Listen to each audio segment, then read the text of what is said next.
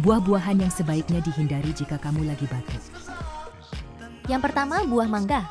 Tinggi gula serta memicu lendir di tenggorokan. Yang kedua, buah jeruk.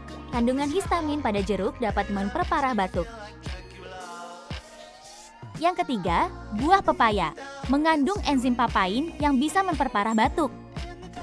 Yang keempat, buah nenas. Kandungan histamin pada nenas bisa memperparah batuk. Yang kelima, buah kelengkeng.